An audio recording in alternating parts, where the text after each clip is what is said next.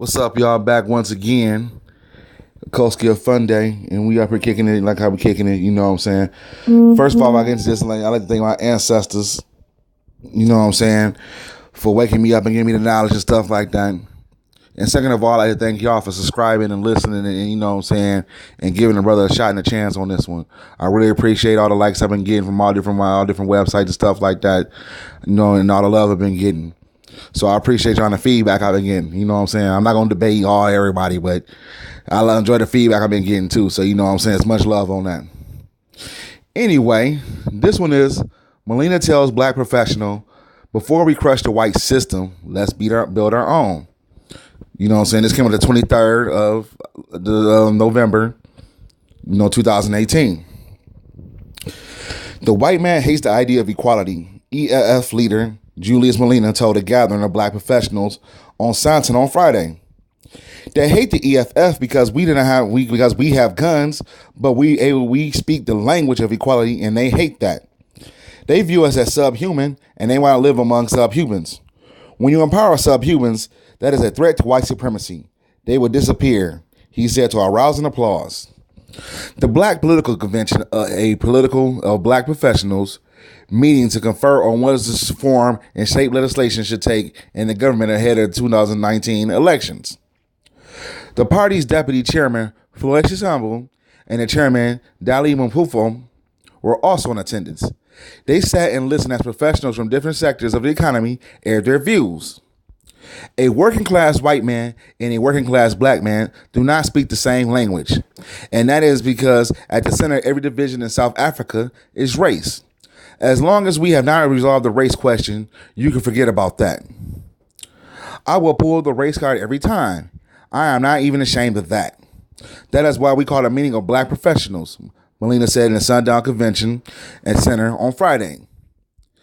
This is basically prepare us to be a proper government when we take over.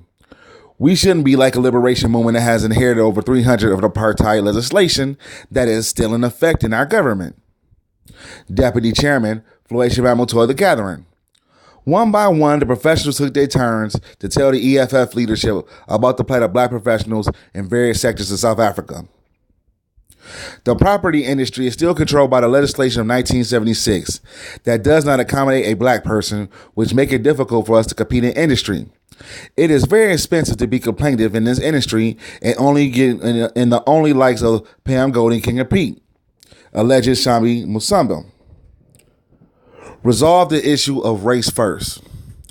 But Malema insisted that only once the issue of race has been addressed, could black professionals can empower themselves by building their own system. Before we deal with the class system, we must deal with the race first. There's an absence of professionalism among us.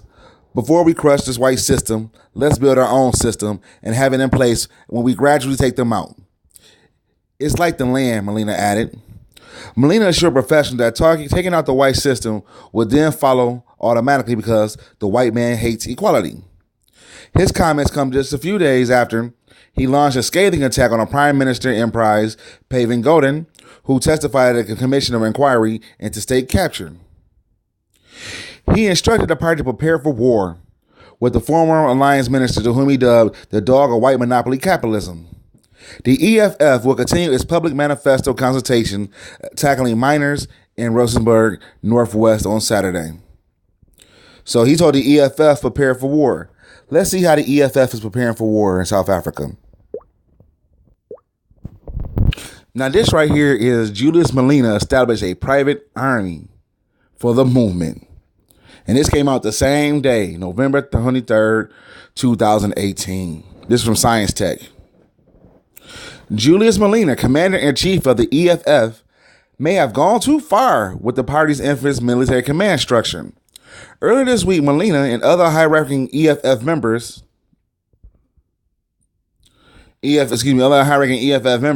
made their presence felt in Parktown, Johannesburg, while stationed outside the Commission of Inquiry into state capture.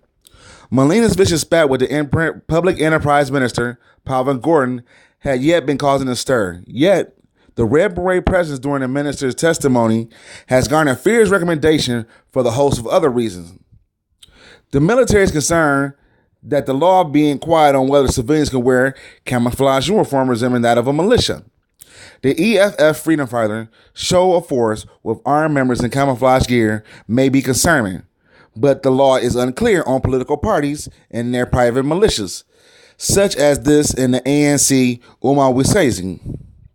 The National Defense Force, Sandy, you know what I'm saying, we call it Sandy or SANF, yesterday said it was unconcerned about the law being quiet on whether persons other than military can wear camouflage uniform resembling a military.